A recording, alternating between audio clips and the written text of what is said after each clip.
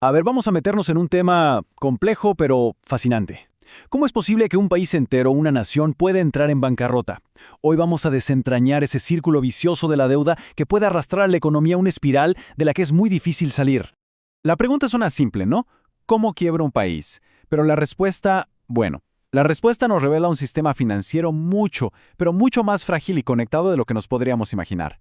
Para poder entender el problema de raíz, primero tenemos que ver una conexión que es fundamental, un vínculo casi indestructible, el que existe entre un gobierno y su banco central. Pensemos en la deuda soberana como los pagarés que emite un gobierno. Es el dinero que pide prestado para financiar absolutamente todo, desde construir carreteras hasta pagar los servicios de salud. Y acá es donde la cosa se pone interesante, porque ¿quién es uno de los mayores compradores de esos pagarés del gobierno? Pues muchas veces es el propio Banco Central de ese país. Esto crea una codependencia peligrosísima. Es muy simple. Si el gobierno se mete en problemas y no puede pagar, el Banco Central, que tiene sus activos llenos de esa deuda, también se mete en problemas. Están atados. Entonces, la deuda se sale de control, la situación es crítica. ¿Qué dice el Manual de Primeros Auxilios Económicos? ¿Cuál es el procedimiento estándar para intentar arreglar esto? Lo que se suele aplicar es una especie de doble apretón. Por un lado, el gobierno se ajusta el cinturón con lo que se conoce como política fiscal, sube impuestos y recorta el gasto. Por el otro, el Banco Central hace lo suyo con la política monetaria, sube las tasas de interés.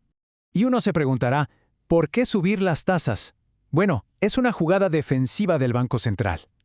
Es como cerrar el grifo del crédito fácil para frenar la sangría, evitar que la gente saque su dinero en pánico y convencer a los que ya prestaron de que se queden quietos. Pero, ¿y si esta medicina, que de por sí es muy dolorosa, termina enfermando todavía más al paciente? Aquí es donde la historia se complica. La combinación es explosiva. Si juntas impuestos más altos, menos gasto del gobierno y tasas de interés por las nubes, el resultado es que la economía se congela, se frena en seco. Y aquí está, perfectamente ilustrado, el círculo vicioso. Es una cadena de eventos. Primero, la austeridad hace que la economía se encoja. La gente y las empresas tienen menos plata. Segundo, como hay menos actividad, el gobierno recauda muchísimos menos impuestos. Tercero, como tiene menos ingresos, ¿qué hace? Endeudarse más para pagar lo viejo. Y cuarto, ese nuevo endeudamiento es carísimo por las tasas altas. ¿La solución? Termina alimentando el problema. Así, la situación se intensifica hasta que se llega a un punto de quiebre, una bifurcación en el camino donde solo quedan dos salidas, y ninguna es buena. En esta etapa, la deuda ya es sencillamente impagable. La única pregunta que queda sobre la mesa no es si se va a pagar, sino cómo se van a repartir las pérdidas. Y esas pérdidas se pueden repartir de dos maneras, que llevan a dos tipos de colapso muy distintos. O una reestructuración deflacionaria, que es una crisis del sistema bancario, o una reestructuración inflacionaria, que es una crisis del Banco Central mismo. A ver, en el camino deflacionario, el gobierno simplemente dice, no pago más.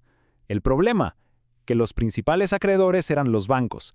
Así que si el gobierno no paga, los bancos quiebran, y con ellos los ahorros de la gente. El crédito, de repente, desaparece.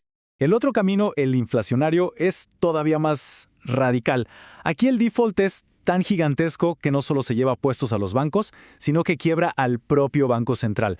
Y si el Banco Central, que es quien emite la moneda, colapsa, el valor de esa moneda se destruye. Para que se entienda, si una moneda estuviera respaldada por oro, un banco central quebrado podría simplemente cambiar las reglas del juego y decir, desde hoy cada billete vale la mitad de oro que antes. Y ¡pum!, de la noche a la mañana se crea una inflación gigantesca. Ok, pero eso es con respaldo en oro.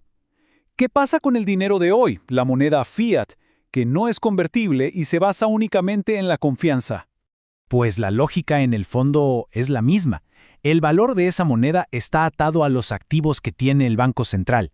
Si esos activos ahora son básicamente papeles de deuda del gobierno que no valen nada, la moneda tampoco vale nada. El resultado final es idéntico: hiperinflación. Entonces, y este es el punto clave de todo el análisis, tenemos que entender que estos dos resultados, estos dos tipos de colapso, son solo maneras diferentes de responder a la misma pregunta: ¿quién va a absorber esas pérdidas catastróficas? Esta tabla lo resume todo de una manera muy clara. Miren, en la crisis deflacionaria, el que se vuelve insolvente es el sistema bancario. El resultado es un colapso del crédito, y los que pagan son los depositantes y los acreedores de esos bancos. En cambio, en la crisis inflacionaria, el insolvente es el mismísimo Banco Central, lo que causa un colapso de la moneda. ¿Y quién paga ahí? Todos, absolutamente todos los que tengan esa moneda. Esto nos lleva inevitablemente a una reflexión final. Cuando las finanzas de un país llegan a este punto de quiebre, la verdadera elección nunca parece ser sobre si alguien va a pagar la cuenta, sino simplemente sobre quién va a pagarla.